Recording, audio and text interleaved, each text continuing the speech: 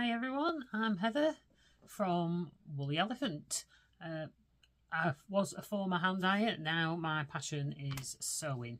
I thought I'd come by today and show you some of the things that I've made and put in my shop and talk about the things that I've used, my favourite tools.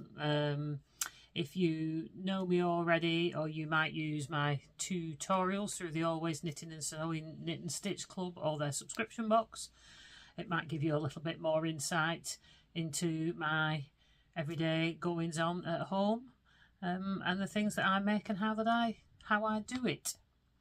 So to get started, it's Easter Monday today, so I've got an extra day off work because it's a bank holiday, and I've got a bit more time, so I have been making quite a few bags to put in my Etsy shop at the moment, so I thought you might like to see those. So I've got a few bags to show. I've also invested in an embroidery machine in the last year, so I've been using some embroidery on various things as well, as you might be able to tell on my sweatshirt on this bag here, and I'll be using it more on other things going forward. Maybe as I am gradually learning how to use it, I might be able to do a couple of little tutorials on how to do it on my machine, which will probably carry over onto others as well. I've got a Brother Stellaire XE1, and it has had the latest upgrade as well. That I bought my upgrade from Hobkirks in Blackburn. Now, anybody that I mention, mostly I will share the links in the description box down below, so make sure to check down there if there's anything that you want to find. So the main bags that I've been making lately are just doing simple flat bags. Now these ones I've made on faux leather because I found at the moment everybody, generally myself included, when you're out and about, you're just taking your phone, your keys, maybe your purse, some tissues, you don't need a huge lot of space. So this is a nice flat bag, sits right up against your body, and they're pretty simple to make. I'm hoping to make an actual pattern, and I'll do a video here on my YouTube channel in the not too distant future on how to make these. It's like I say, it's a relatively easy bag. It's a perfect design for putting your embroidery designs in. Now off the top of my head I can't remember who this designer was, but I did get it from Etsy, so I can share a link down below, and it is stitched in Madeira threads, this one. When I bought my machine, I've gradually been learning how to use it, trying to decide on a brand of threads that I want to use. Now I did decide I was going to use Madeira, but they are so expensive. They are beautiful and my machine loves them, but they are pretty expensive to build up a range. So I've decided to go with, at the moment, Smith. I think it's Smith threads they're called, or Sim threads. In fact, just give me a second, I'll get the box. Okay, so the Sim threads. So this is how you can buy them. You can buy them individually off various places. That's just my light shining in there. But this is Sim threads. You get the little, I think they call them mini congs. You get them in set. Mine looks a bit of a mess at the moment because I've had them all out when I was looking for colours, and I've bought 3 or 4 sets of these now. Now my machine seems more than happy using these. You get 500, I think it's yards on a spool, and there's 3 boxes that are colour matched to the Madeira poly, Madeira neon, I think they're called, poly threads. My actual fox is actually stitched in the Madeira rayon threads. Now I do like those, and I think I'm going to gradually add to them as I go along every now and then, because I would like to have a better range as well. But he is absolutely beautiful. Okay, so these are just a flat bag with a zip and then a coordinating inside, and then a big pouch for your phone. Now I've got an S22 Ultra. I make all there's phone pouches to fit my phone. I can't show it you at the moment because it's quite big. Oh, I'm filming on it. That's the case because I've taken the case off. So I make all my pouches in my bags to at least to fit my phone, because it's quite a big phone. So hopefully if you buy one of my bags, your phone should fit in there. And that's all they are. They're just plain on the back, and they will have a cross body strap in the same webbing as this. And I'm putting pretty good hardware on them. This is the lobster claws that's waiting to go on them at the moment. These are from the trimming shop. I think these ones I got them online because they're a nice sturdy one. I have also bought hardware from AliExpress, and Always Knitting and Sewing, I've been getting my 38mm from there. That's where I work. They do the 38mm at the moment. I think they're hoping to get the better quality 25mm in the near future as well. So this is bag number 1. So done on the embroidery machine. Okay, that was, I think, done in my, might have managed that in my 5x7 hoop. I just want to point out one of my favourite tools I've been using at the moment. This is another one of those bags. Now, I don't know if you can see it on here. I've got sticky marks which is ruined on the faux leather. I've been using a lint roller, a sticky lint roller, because I have 2 Maine Coon cats and they do create a lot of fluff. So on all my projects I use the lint roller, so that's by far one of my favourite tools so far. But don't use it on your faux leather. Just use a damp cloth or something, because I don't know if that's picking up, but I have got sticky marks all over. Something else as well to be aware of, if you've bought, I have bought zips from AliExpress before, and I normally buy them in the Me Tea shop, I think it's called. These, I think I got in there, but I'm not 100% sure. They might have come from somewhere else. And you can, I don't know if you can see that as well, along here. I don't know if it's picking it up. You can see there, you can see the sticky there. So if anybody's got any suggestions of how I can get that off, please comment down below, because I don't want to lose the bag. Plus this zip here with the shiny, it's an acrylic zip that's made to look metal by this silver. They must paint them with silver, some coating on them. But that silver, when I've been sewing it together, and that's face down on this soft faux leather that I've used. This is a John Loudon metallic black faux leather. It's transferred some of the silver. It's not showing up much on there, but it really does show up to me. It's transferred some of the silver onto the bag, which I'm not very happy about either, and I can't get that off. And I'm not sure if that's because it's stuck to where it's sticky. It doesn't feel sticky now, but it's where those sticky bits were. I'm not sure if that's what's brought the metallic look off, but do be aware of that when you're sewing with your faux leather. Maybe when you're sewing this together, maybe we could put like a piece of low-tack washi tape across here or something to help prevent that transferring, or stick a bit of low-tack washi tape over the actual zip. I'm thinking it might be better on the faux leather, just so that you don't get that silver transfer from there. So I don't know if I've not had it happen on any other zips. I've only had it happen on this black one with the silver.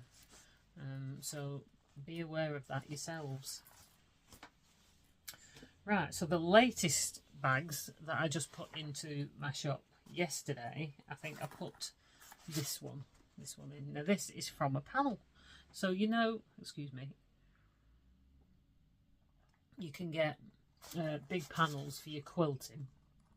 Well, they're great when they've got lots of images to cut up and use for your bag making, project making, other projects as well as quilting. And I like to use them for bag making. Now, I'm not sure on the brand of this one.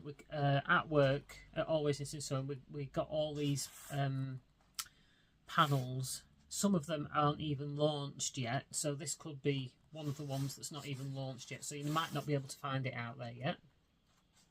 But isn't it fabulous? It is the year of the dragon this year, so I know dragon products are very popular, so I have done a couple of dragon bags. So this is the first one that's gone in.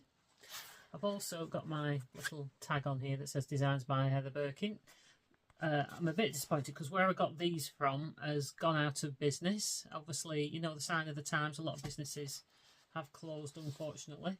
So I'm currently looking for a new one. If anybody has got any good suggestions to replace these with. I might have a go on my Cricut Maker and see if I can do them with vinyl, but I imagine it could be quite fiddly doing something so small.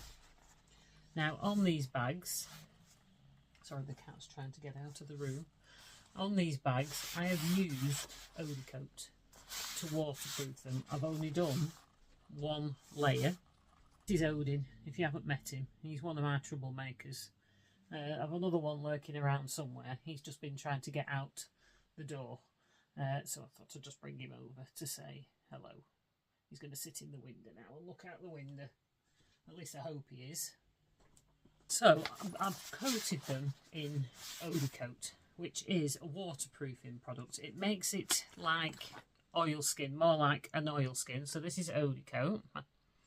This should be the right way around once I've edited this video. So it's like a gloopy. Looks like a gloopy glue. There you go, see? It's in there. It's like a, can you see that pouring? It's like a thick gloopy glue, which is you paint on or scrape on to your fabric to make it either water resistant or waterproof. Now it says 2 layers, but I find you can do 2 layers or 3 layers, obviously, but I'm only doing 1 on my bags currently, just to make them more water resistant rather than what I would term as waterproof. So if it does rain, it should shrug it off. I have tried water on them and it just bead off. That's just with 1 layer.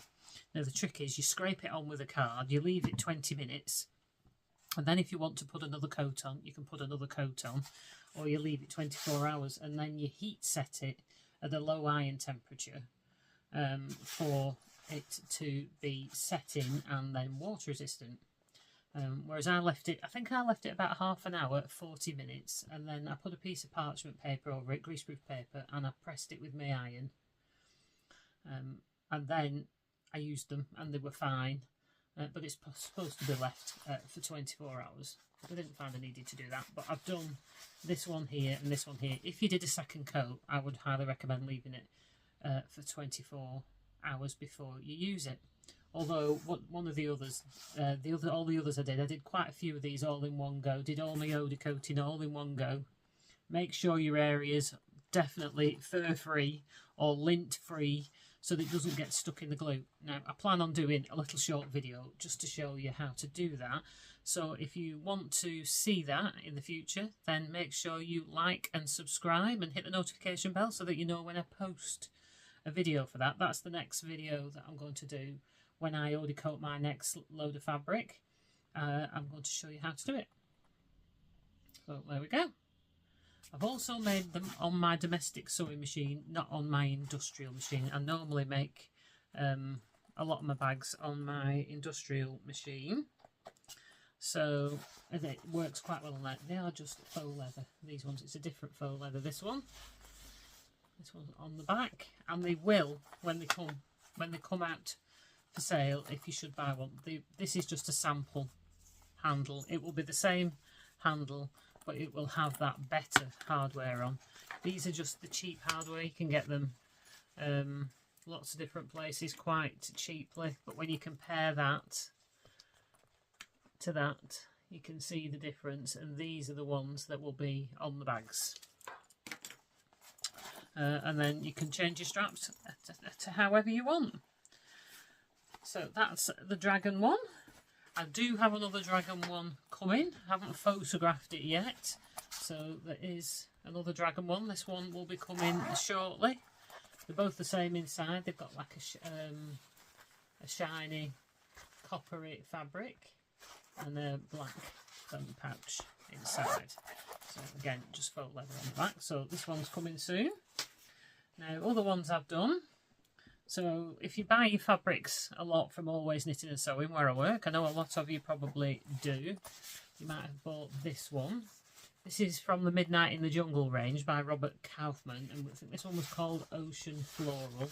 Again, oda coated. It still leaves the bag nice and soft, and I love this one.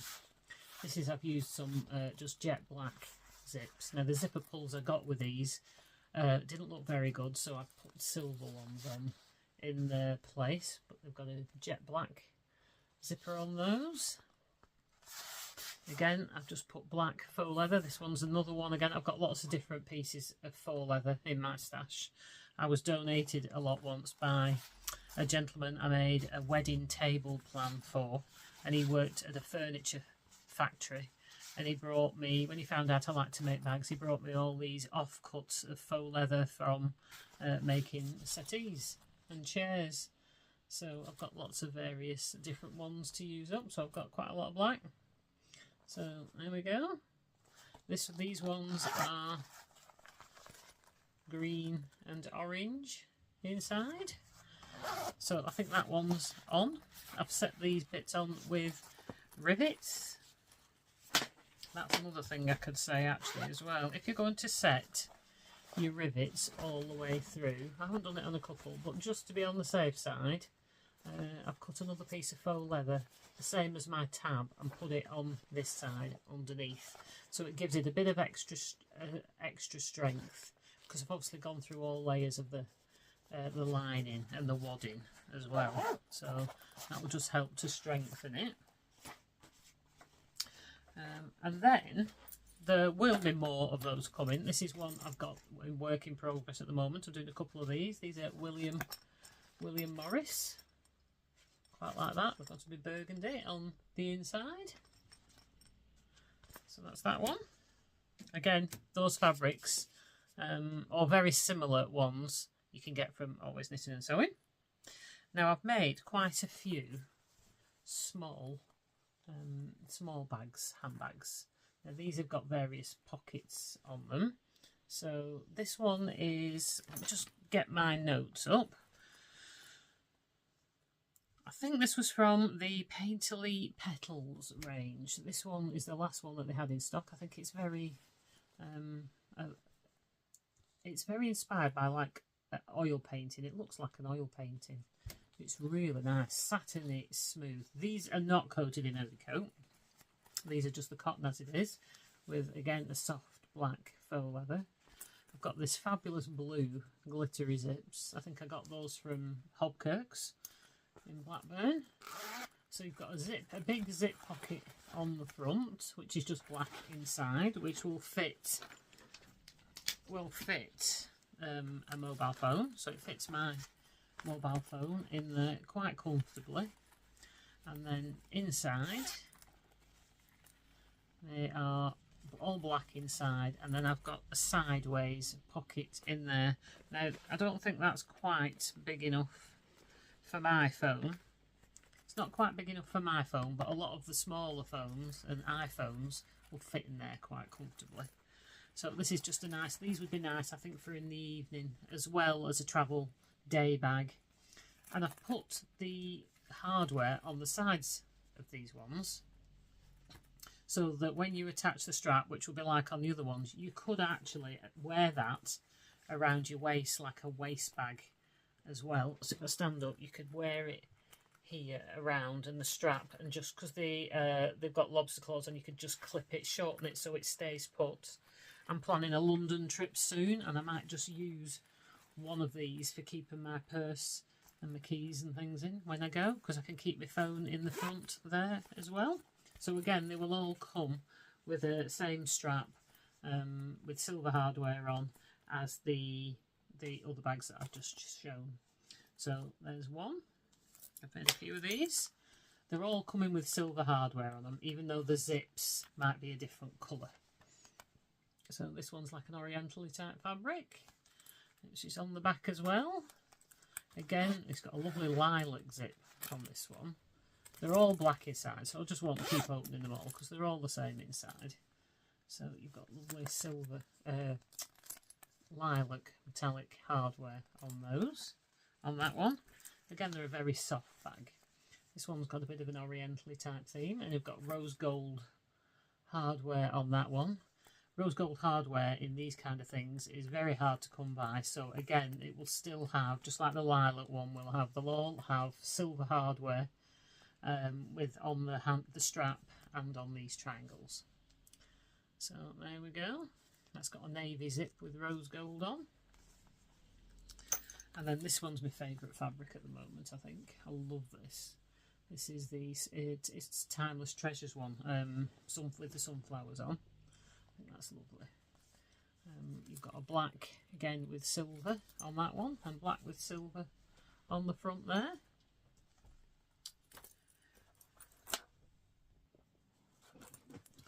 Okay, this fabric's an Anne-Marie Horner one. It's called Echinacea Glow. I love that one as well. I think that's really nice. And there was a pink one we had as well with that one. And then you've got a pink zip with rose gold on that one. And last but not least, I've got pumpkin spice latte one. That's a Timeless Treasures fabric as well. So if you go out for coffee a lot, meet with friends, or you're in the coffee culture a lot, that's quite a nice one for that one. And this has got a beige zip with white hardware on that one. White zip pulls on that one. But again, we'll have silver hardware. So that's all those little bags that I've got going on at the moment. Now, something else I wanted to mention, I subscribe to Prima Magazine. Now, the pattern that's come this month, I've not got the magazine, it's upstairs, and I can't go and get it because it's in my bedroom and my husband's asleep at the moment. But the pattern is down here. The pattern's a really good one this month. I'm not a big clothes maker, because a lot of the time you see dresses on the magazines and things, and I don't do dresses. But this one's got some chino shorts and trousers in size 6 to 24 this time, and I thought at some point I might try and have a go at those. Okay, so there you go. You've got your long pants, you've got your capri pants, your long pants, and then your shorts. So that might be a good one for the summer to do. It'd be nice in some of the lovely cotton fabrics, and drill and jeans. You could do them as jeans, I imagine, as well. Like I say, I'm not much of a dressmaker, but I thought that looked like a really good pattern this month. So that's the May edition of Prima Magazine. So I thought I'd do a little bit on what are my favourite tools, or what I find myself using all the time, even if they don't show in some of my tutorials, and I can tell you where I got them from, because I know probably quite a few people that watch me actually watch my tutorials in the Knit and Stitch Club, or buy the subscription box at Always Knitting and Sewing. So I thought you might like to see. One of the things I couldn't be without, I use a lot, in fact you can see the glaze going off this, is my clapper. A clapper is basically a block of wood which you use to set seams generally. So if you were going to, like on this project I'm doing here, you're going to make this folded piece which is going to be a little strap. I'll show you what I'm making it on shortly. Once you put interfacing on it, because it's a premium fabric and very, very smooth, satiny, when you just press it, you don't get a sharp crease. So you press it with a bit of steam and then sit your clapper on top until it cools down, and it gives you a much sharper seam which holds. If I hadn't used the clapper on it till it cooled, that would be popping open now. So it gives you a much sharper seam. But what I also use it for all the time is interfacing. If you're using the typical like non-woven iron-on interfacings, you might find that if you overheat it, or if you move your iron around too much, it can bubble. Or if you use steam when you shouldn't be using steam, you can get bubbles in it. So as soon as you've pressed it, you put your clapper on it, and then do the next bit. Just do a bit at a time. So you'd put your iron, and then as you move your iron away, put your clapper on, and it'll help keep that flat. Plus, because I used to do it just with my hand, and I'd be smoothing my hand on it to try and keep it flat, but obviously that's rather hot. So use your clapper. I got a clapper, and I smooth that on the top as well, and it helps keep it flat. So there are some that you get that we were selling in the shop that had handles on as well, which were quite good. I can't remember where I got this from, but I've had it a couple of years. But the ones with the handles on are really good as well. So like I say, just press it and then put your clapper on, and you can smooth it a little bit. Once it's not red hot, smooth it a little bit and it might help it stick. Or you can just leave it sat, do a bit and then leave that sat on top of it, and then as you move the iron again, move the clapper across, sit that on top of it, and it will help it fuse a little bit better. So that's my clapper. The next thing I use all the time and can't live without is my Fabri-Tac glue. This is a fabric, it's a fabric glue, permanent, but it also bonds fabric, lace, glass, leather, wood and trims. It dries really fast. It's good for holding, if you struggle with tape, but you just want to put a few dots of glue when you're putting a zip in, you could use this. I don't use it for that, but I might use it for when I'm putting the side supports in here. I'm not a big fan of Wonder Clips, the little clippy clips. I'm not a big fan of those. So you would put that on and it would be pointing inwards, and I'd just run a little bit of glue underneath, and within a couple of minutes that's set in the seam, and that'll hold it in place so that when you're sewing it together it won't shift. So it's brilliant for doing that, for holding all these kind of things. Just you only need a little bit just to hold it in place, because it is like a gel type glue. You don't want it oozing out the edges, so you soon learn about how much you should be putting on, that you don't put too much on. It's good for when you're closing up your turning gap in bags and pouches and things, especially if it's going to be one that needs to sit flat inside. I've got a bag, I can just show you that. So if you've got a bag like this one I've made in a faux leather with my embroidery, and the gap inside needs to sit flat, you can see I haven't sewn this one up yet. You've got a gap here. You can then fold the edge. One will lie flat underneath the seam, the part of the seam underneath, and then the top piece, the piece it will just automatically do, it sits over the top with the edge folded under, and then you could glue that down. Now if I was using it for myself, not if I was selling it, if I was using it for myself, I would probably maybe put glue, and then I'd put enough glue so that it would hold it well, and then I wouldn't bother stitching that. If I was selling it, I would glue it so it holds it in place without pins, because everything's easier without pins in the way. And then once that's dry, then I would do like a ladder stitch or an invisible stitch.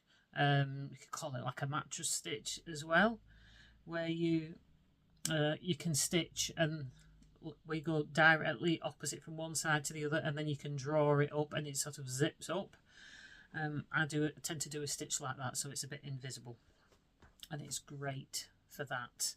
It's great for holding all sorts of bits and pieces. If you've got to put straps on the fronts of bags, if you've got to have them, say, coming up from the bottom and they're here, you could either put double-sided tape or you could add a little bit of glue to hold it in place, because on faux leather you can't use pins, so you could use glue in its place. Just be aware that if you get anywhere you shouldn't, to clean it off straight away, because it does dry quite quick, and then it's hard to get off afterwards. Here we are, here's another visitor. This one's Zeusy. He's coming to see why I keep getting fluff in my mouth, because these two are shedding like crazy at the moment, getting rid of their winter coat. Just put him down, get rid of the fluff. Okay, so another thing I've found that I like to use a lot all the time, this is something I never would have thought of before, is these Hemline Easy Grip pliers. They just look like a little pair of scissors, and they've got a serrated, I don't know if you can see that, a serrated edge inside, so they grip, and then they've got this little locking section here, so once you've grabbed something it locks it. And I've started using these, so when I'm turning my bags through, now I have dexterity issues, even though I make all these bags. I've got arthritis in these two fingers and on both hands. from all the years of knitting, because I did so much knitting. And if you watch my back episodes, quite a lot of my back episodes, it's myself and my daughter, and we're showing all the knitting projects that we do, so you can see I've done an awful lot of knitting, and that is obviously started to affect my hands. And I did card makings for many years and had a card making shop, so all the cutting with the scalpel affected this finger and this thumb as well. So I'm kind of paying the price now. Sorry if you can hear noise in the background, it's the cat rooting around.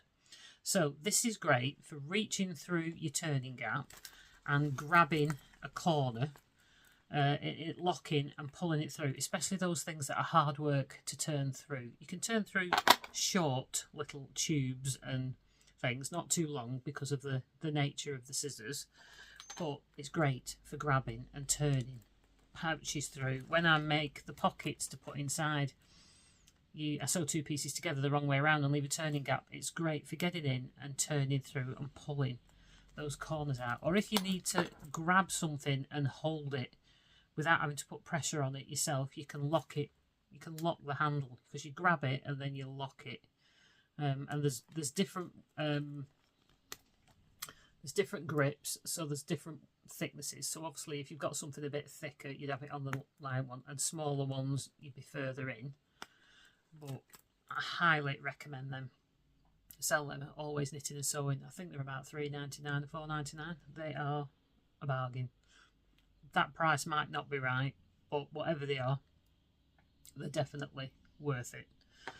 So that's one of the things I find I'm using all the time. So you might see me saying turn it through. Don't always show that, but that's what I'm using to turn it through. Now I have a pair of old tweezers that I use a lot, that I've had for years, and the little grippy ones from back in my card making days. So when I tend to be pushing things under my needle on my sewing machine and it struggles, I don't very often use an awl. I tend to use these tweezers. Anyway, they're getting a bit old and the tips are a bit bent, so I went looking online for some more. And obviously one of everybody's favourite places to shop is Amazon. And I found a set of 4 pairs of tweezers. Now this is one. I think they were £12.99 for 4 pairs, which is an absolute bargain. And these are super, super pointy. These are brilliant for helping you get your thread through your needle, for pulling the thread up, when you bring your thread up from the bottom of your machine. They're for picking up the tiniest little bits when you're doing your embroidery and you've snipped bits and there's little threads everywhere, for picking all those little threads up. If you've unpicked, hang on, the cat's digging up the door. I've just turfed them out now. They're getting on my nerves. So yeah, these super pointy ones are great, especially for embroidery and especially for when you've been unpicking and you've got all those threads. You can pick them out really quick. It's also great for poking through. I found when I was putting my rivets in these, because these are only small rivets. These are 5mm by 6mm posts, I think. On the rivet press, even the smallest one, punch, is a bit too big really. So I poke through with an awl to make a small hole, and then I was shoving my tweezers through and just twisting them to make the hole a bit bigger for setting these tiny little rivets. So they're great for that. But in the set, you got a really pointy pair.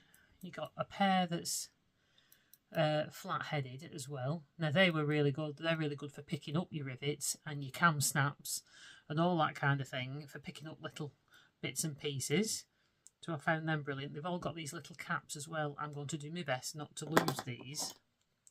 And then there was a shorter pointy pair, so you've got another pointy pair, so I can keep one with each machine. And then they've got a curved pair as well. I think they're going to be quite handy as well. I've not used them yet, but I can see them being quite handy.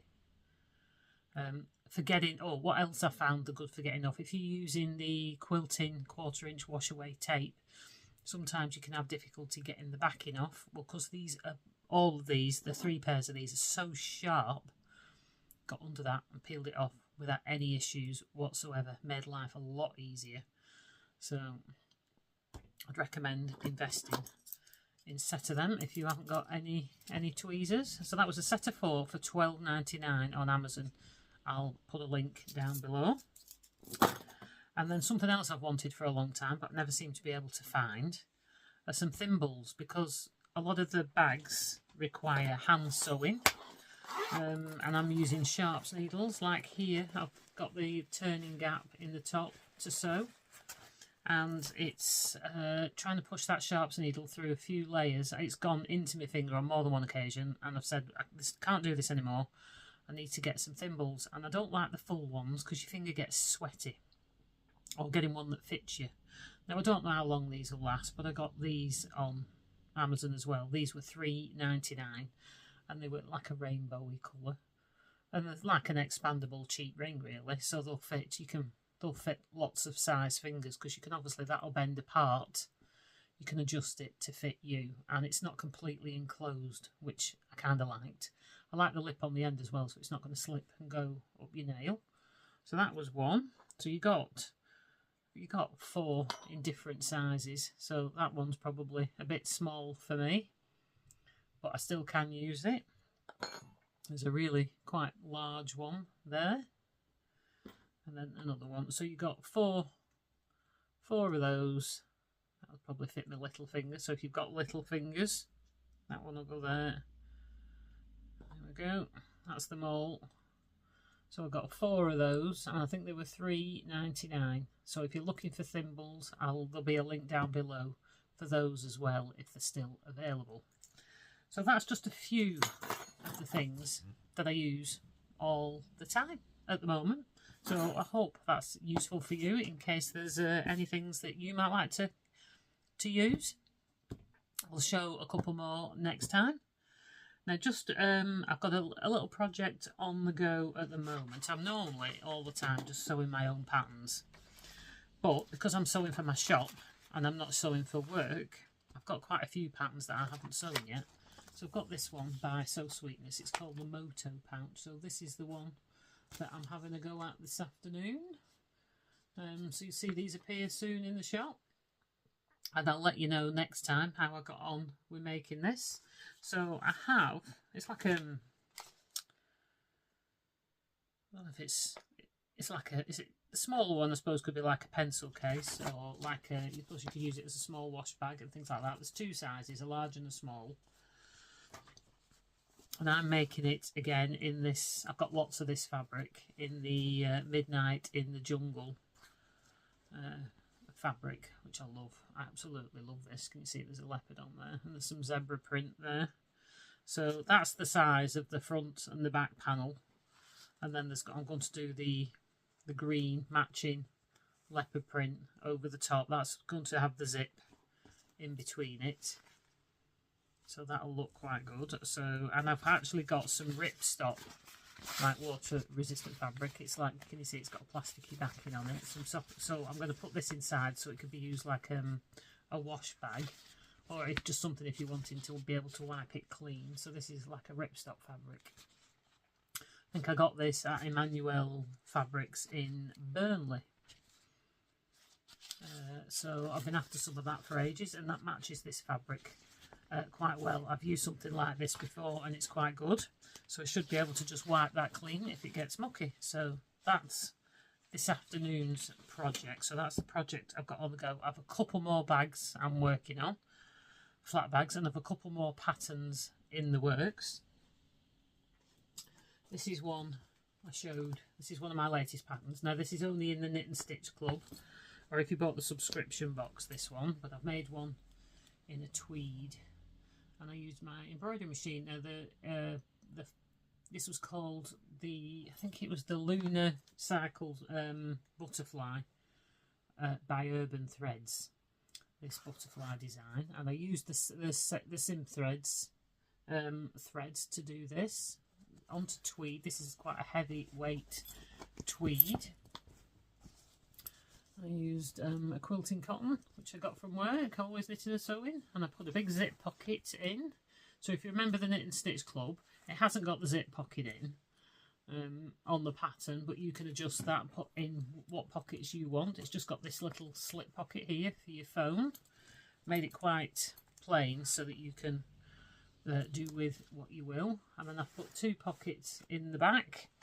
so that I like to have my phone up against my body. So I've done a smaller one for my phone there,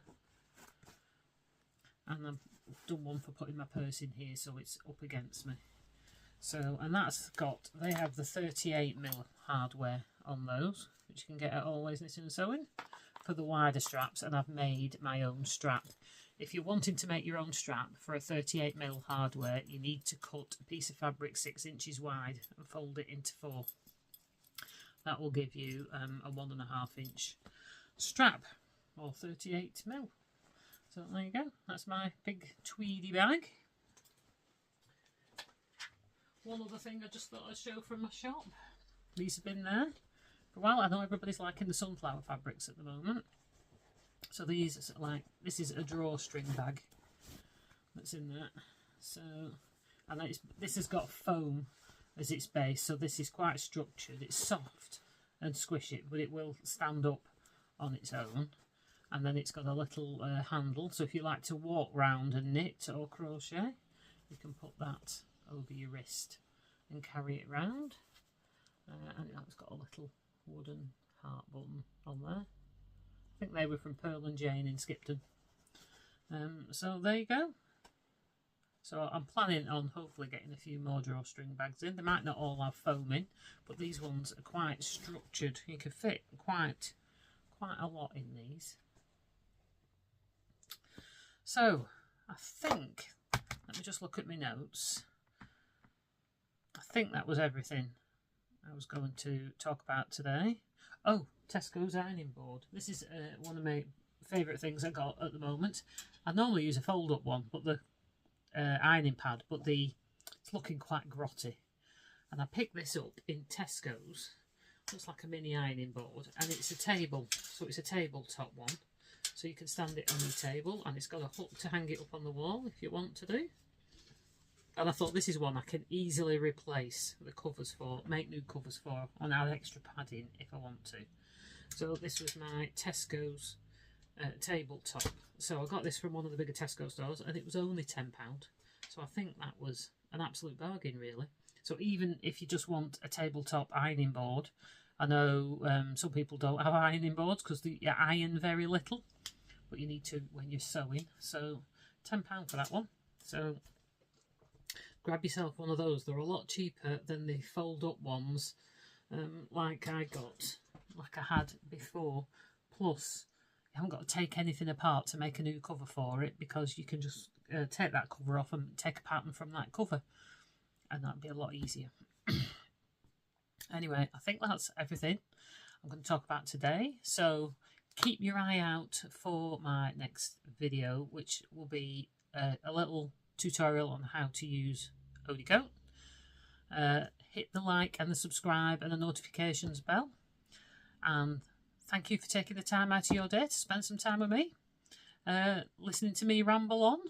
You'll see more embroidered projects in the future. I'm just learning how to do on sweatshirts and things.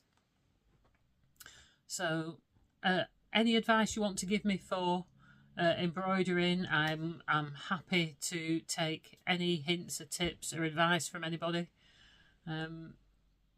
I'll be eternally grateful, because I've only had it for a year and I'm constantly learning. I've learned quite a lot, but there's always stuff to learn, and any help would be gratefully received. So again, thank you for watching. Enjoy the rest of your day or evening, depending on when you watch this, and I'll see you soon. Bye.